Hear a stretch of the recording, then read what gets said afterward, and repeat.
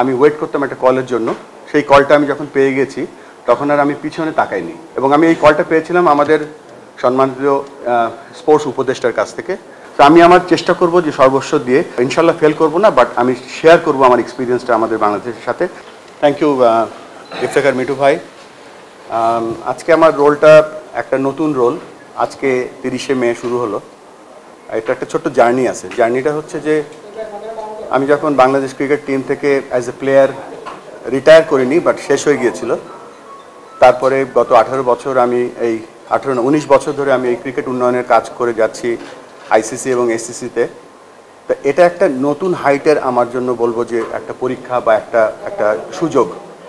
তো এই সুযোগটা আমি বাংলাদেশ ক্রিকেটের আপনাদের কাছ থেকে শত শত প্রশ্ন পেতাম যে আপনাকে ডাকা হয়, আপনি আসেন না কেন, আপনি কি সুযোগ পেলে আসবেন। সত্যিকার অর্থে এই প্রথম গত মাসে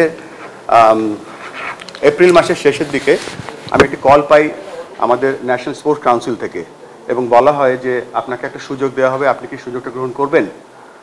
আমি যে আপনাদেরকে এত প্রমিস করতাম বা আমি ওয়েট করতাম একটা কলের জন্য, সেই কলটা আমি যখন পেয়ে গেছি তখন আর আমি পিছনে তাকাইনি। আমার একটাই লক্ষ্য ছিল যে কিভাবে এই কলটাকে আমি রেসপেক্ট করতে পারি। তারপরে পর্যায়ক্রমে আজকে 30শে মে আমাকে আমাদের সম্মানিত ক্রিকেট বোর্ডের ডাইরেক্টররা আমাকে নির্বাচিত করেছেন, এবং আমি এই কলটা পেয়েছিলাম আমাদের সম্মানিত স্পোর্টস উপদেষ্টার কাছ থেকে, এবং আই ওয়াজ অনার্ড যে এরকম একটা কল তিনি আমাকে করেছিলেন। আর তার ফলশ্রুতিতে আজকে একটা বড় দায়িত্ব পেয়েছি, যে দায়িত্বটা হচ্ছে বাংলাদেশের ক্রিকেট না, ক্রিকেট ইন বাংলাদেশ। বাংলাদেশে কি ক্রিকেট আছে সেটা আমরা চেষ্টা করব আরও সামনের দিকে এগিয়ে নিয়ে যেতে।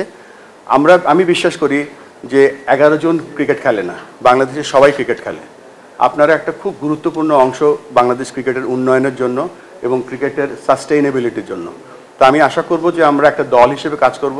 আমরা সেটা করে এসেছি বলে আজকে আমরা 25 বছর ধরে টেস্ট খেলছি, আমরা ভালো পারফরমেন্স করছি, আমাদের অনূর্ধ্ব 19 দল বিশ্বকাপ জিতেছে, আমাদের মেয়েদের দল এশিয়া কাপ জিতেছে। আমরা আরও ভালো কিছু আশা করতে পারি, আশা করব, সে পোটেনশিয়াল আমাদের মধ্যে আছে। এবং এই জন্য কথাগুলো বললাম যে আমরা সকলে একটা টিম, আমরা সকলে বাংলাদেশকে সাপোর্ট করি, এবং let's work together to bring Bangladesh cricket in a different height. আমি আবারও ধন্যবাদ জানাচ্ছি আমাদের বাংলাদেশ ক্রিকেট বোর্ডের সম্মানিত ডাইরেক্টর যারা আমাকে আজকে নির্বাচিত করেছে। এখানে আমি অভিনন্দন জানাচ্ছি আরও 2জন নির্বাচিত হয়েছেন, বাংলাদেশের 2জন ভাইস প্রেসিডেন্ট, একজন আমার পাশেই বসে আছে ফাহিম সিনহা, আর একজন আজকে খুব গুরুত্বপূর্ণ টাস্ক নিয়ে লাহোরে আছেন ফাহিম ভাই, নাজমুল আবেদিন ফাহিম। সো আমরা এই যে টিমটা গঠন করেছি, এই টিমের মাধ্যমে আমরা সামনের দিকে এগিয়ে যেতে চাই। That's it from me. আর কথার বাইরে কাজ করতে চাই। বেশ কিছু কাজ আমরা প্ল্যান করছি, এবং সেই কাজগুলো যেন আমরা বাস্তবায়িত করতে পারি সেই সাহায্য আপনাদের কাছে চাচ্ছি। আমরা প্লেয়ারদের গর্ব এই জন্য বলছি যে আমরা একটা সময় একটা কাউন্সিলর করতে পারিনি।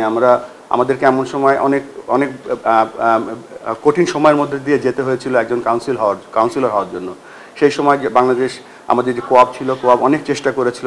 এক পর্যায়ে দেখা গেল যে বাংলাদেশের 6 জন ক্রিকেটার বোর্ডে ছিলেন। আমাদের পাস্ট বোর্ড প্রেসিডেন্ট তিনি বাংলাদেশ দলের অধিনায়ক ছিলেন। সো এখানে আমি আজকে এসেছি, আমি একটা জিনিস বলতে চাই যে আমরা শিখছি। আর একটা ব্যাপার হচ্ছে যে আমি কনফিডেন্টলি বলতে পারি যে আমার যে এই মুহূর্তে যে স্কিল সেট আছে এটা একটা প্যাকেজ। কেননা আমি ছোট্ট দেশ তাজিকিস্তান, উজবেকিস্তানে যেখানে ক্রিকেট খেলা হয়, এবং পাকিস্তান, ইন্ডিয়াতে যেখানে খেলা হয়, তাদের সাথেও কাজ করি। তো আমি আমার চেষ্টা করব যে সর্বস্ব দিয়ে, যে আমি ইনশাল্লাহ ফেল করব না, বাট আমি শেয়ার করব আমার এক্সপিরিয়েন্সটা আমাদের বাংলাদেশের সাথে। সো অ্যাজ এ প্লেয়ার এখানে আমি বসিনি, আমার যে রোলটা আছে সেই রোলটা আমি ভালো করে পালন করার চেষ্টা করব।